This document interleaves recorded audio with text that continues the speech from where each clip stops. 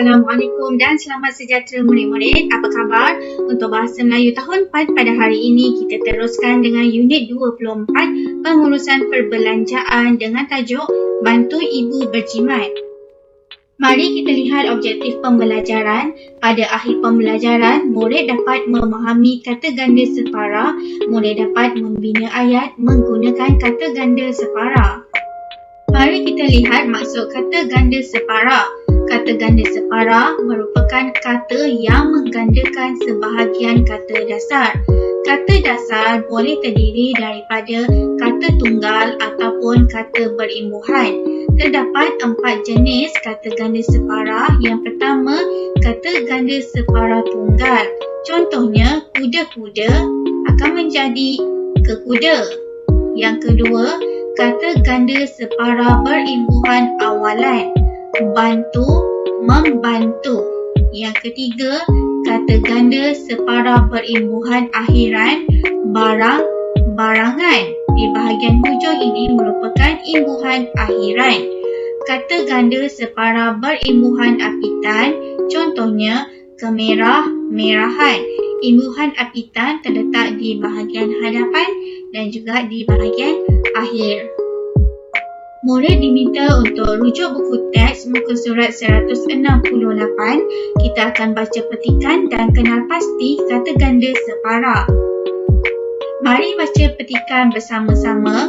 Puan Salma menanya-nanyakan anaknya tentang barang keperluan yang ingin dibeli.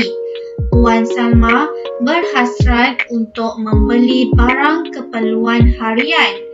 Alif menolong ibunya menulis senarai barang yang ingin dibeli seperti sayur-sayuran, ulam-ulaman dan buah-buahan. Senarai barangan yang ditulis akan memudahkan ibunya membeli tanpa perlu teragak-agak. Puan Salma ke ruang tamu lalu membelik-belik beberapa naskah surat khabar. Beliau mencari iklan jualan murah. Beliau tertarik akan buah rambutan yang kemerah-merahan dan berhasrat untuk membelinya. Puan Salma menggeleng-geleng kepala melihat iklan tersebut. Rupa-rupanya harga barang semakin naik. Beliau perlu merancang perbelanjaan agar dapat berjimat cermat. Alif pula membanding-bandingkan harga tawaran jualan murah dalam talian. Beliau susah memilih harga jualan yang murah kerana banyak pasar raya mengadakan promosi jualan secara besar-besaran. Mudah-mudahan usahanya itu dapat membantu ibunya. Alif masih ingat akan pesanan guru kelasnya agar bertolong-tolongan sesama anggota keluarganya. Sekarang mari kita lihat contoh kata ganda separa yang terdapat dalam petikan. Yang pertama, sayur-sayuran, ulam-ulaman, bertolong-tolongan dan kemerah-merahan. Sekarang mari kita kenal pasti kata ganda separa yang terdapat dalam petikan. Baiklah, di dalam petikan ini terdapat kata ganda separa. Mari kita lihat. Yang pertama, menanya-nanyakan. Ini merupakan kata ganda separa imbuhan apitan. Seterusnya, sayur-sayuran, ulam-ulaman, buah-buahan. Ini merupakan kata ganda separa berimbuhan akhiran. Mari kita lihat. Di bahagian hujung ni ada an dan an. Jadi dia merupakan kata ganda separa berimbuhan akhiran. Seterusnya, apa ya kata ganda separa yang terdapat dalam bahagian ini? Ya, pandai. Okey, ini merupakan kata ganda separa berimbuhan apitan, membanding-bandingkan.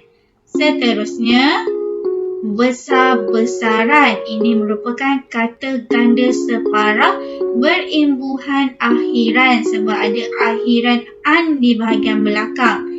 Dan mudah-mudahan. Sama juga kata ganda separah imbuhan akhiran. Seterusnya, bertolong-tolongan. Ini merupakan kata ganda separah berimbuhan apitan. Jadi, untuk memudahkan murid-murid, jawapan yang berwarna biru merupakan kata ganda separah berimbuhan apitan.